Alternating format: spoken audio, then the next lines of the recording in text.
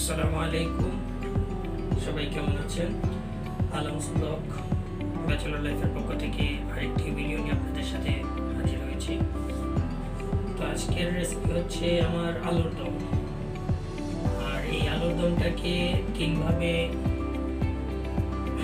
রান্না করা যায়। তো আজকে আমি যেভাবে রান্না করবো সেটা হচ্ছে একটু হালকা ঝোল রেখে ভুনা করে রান্না করবো। আর এর জন্য আমি নিয়েছি তিনটে আলু হাফ বয়েল করে আমি কেটে নিয়েছি রান্নাটা দ্রুত হওয়ার জন্য। আর এর সাথে আছে পেঁয়াজ কুচি, কাঁচামরিচ, আদা কুচি, রসুন কুচি, আর সাথে তেজপাতা, দারুচিনি, কালগোটা, 2টা লং এবং নর্মালি মশলা যেগুলো আছে এগুলো আমি আজকে ব্যবহার করে আজকের রেসিপিটা আমি তৈরি করব। তো চলুন শুরু করা যাক। যেহেতু আমি রান্নার শুরুটা কষানো দিয়ে শুরু করি, তো সেই ক্ষেত্রে আমি আগে তেলটা গরম করে নেব।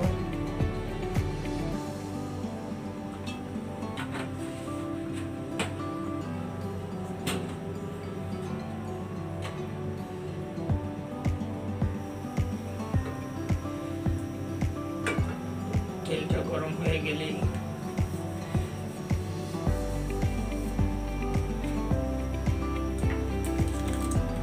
এর মধ্যে আমি এখন দিয়ে দেব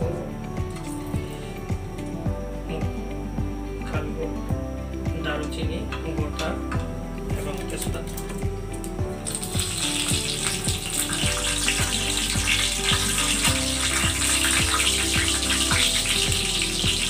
এখন আমি পেঁয়াজ কুচি দিয়ে দেব।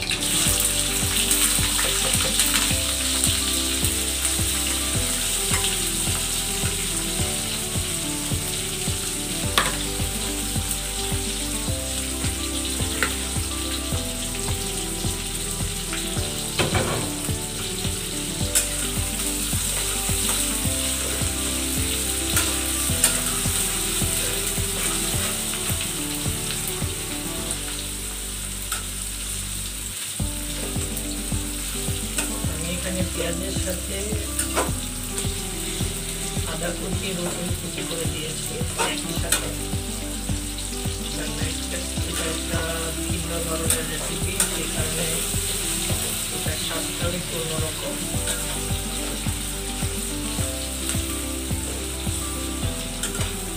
সেই জন্য আমি এগুলো একসাথে দিয়ে তারপর ভেজে নেব।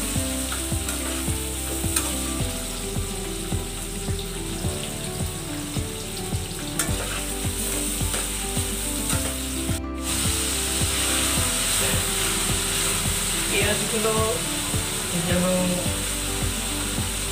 পুরোপুরি ভেজে না যায়, সেজন্য আমি এখানে সামান্য পানি ব্যবহার করেছি, যেন পেঁয়াজগুলো একটু নরম নরম থাকে।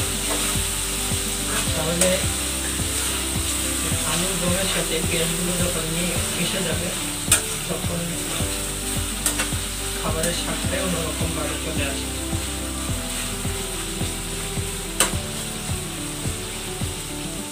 পেঁয়াজ ভাজাটা হয়ে গিয়েছে, এখন আমি এর মধ্যে দিয়ে দেব সামান্য পরিমাণে হলুদের গুঁড়ো,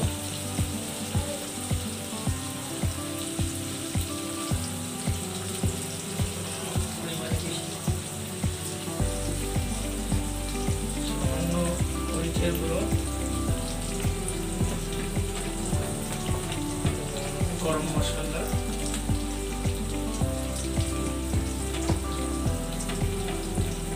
জিরা গুঁড়ো,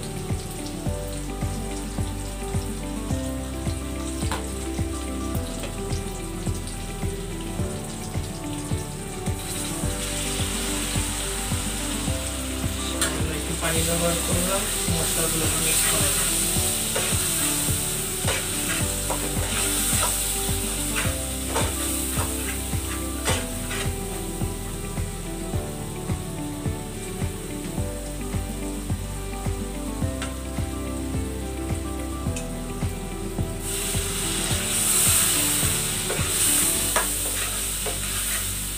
এখন আমি সামান্য পরিমাণে লবণ দিয়ে দেব যেন ঘ্রাণটা চলে আসে। যত মশলাই ব্যবহার করা হয় না কেন, যতক্ষণ না পর্যন্ত লবণের ছিটা তরকারিতে না লাগে ততক্ষণ পর্যন্ত তরকারির সেই ঘ্রাণটা আসে না।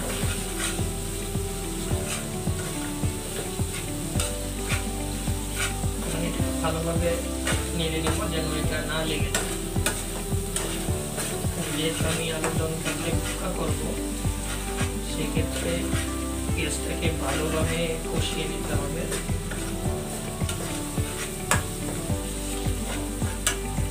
আর আমি যে টমেটোটা কেটে রেখেছিলাম সেটা এখন আমি ব্যবহার করব। টমেটো থেকে একটু পানি ছাড়বে, গ্রেভির একটা ঝোল তৈরি হবে।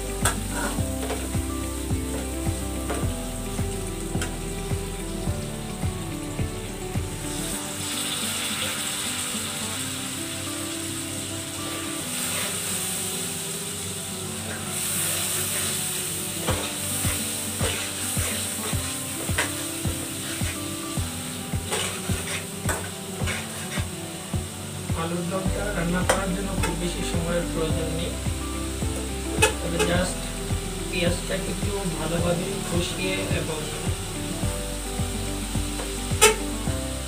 ঝোলটাকে একটু গাঢ় করে নিতে হবে, যেন পরবর্তীতে আলুগুলো দেওয়ার পর যেন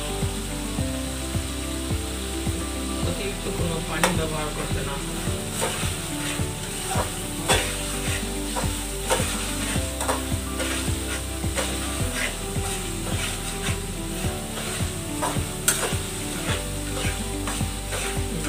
কষানো পর্যন্ত এভাবেই নাড়ব, কিছুক্ষণ পর আবার মাঝে ফিরে আসবো।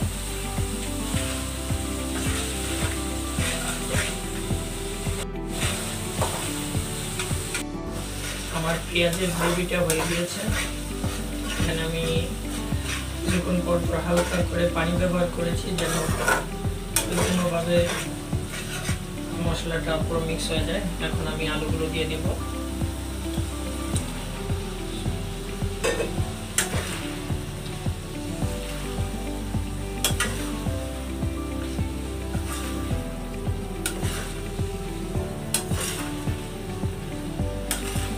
আসলে মানুষ যখন বিপদে পড়ে তখন সামনের রাস্তাগুলো তার নিজেরই খুঁজে নিতে হয়।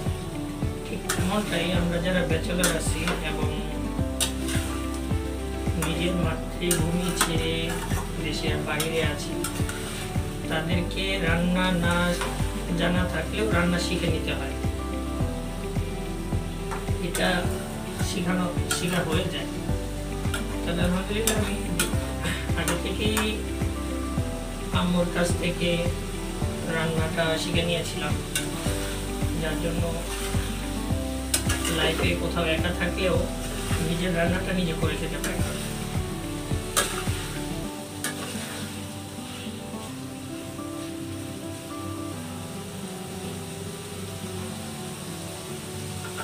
এখন আমি আলুটাকে সামান্য পরিমাণে সিদ্ধ করে নেব, কারণ যেহেতু আমি প্রথমে হাফ বয়েল করে নিয়েছি,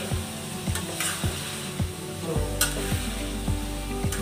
কষানোর সাথে সামান্য কিছু পানি এখন আমি ব্যবহার করবো যেন আলুটা পরিপূর্ণভাবে সিদ্ধ হয়ে যায়।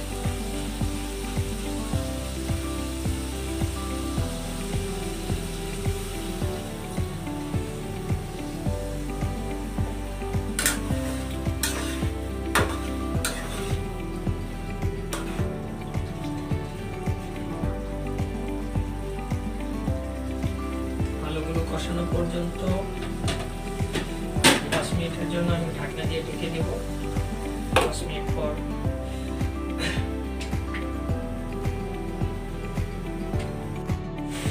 5 মিনিট পর আবার চলে আসলাম। আমার আলুর দম কষানোটা হয়ে গিয়েছে, দেখতেই পাচ্ছেন খুব সুন্দর একটি কালার চলে এসেছে এবং খেতেও আলহামদুলিল্লাহ আমার সুস্বাদু।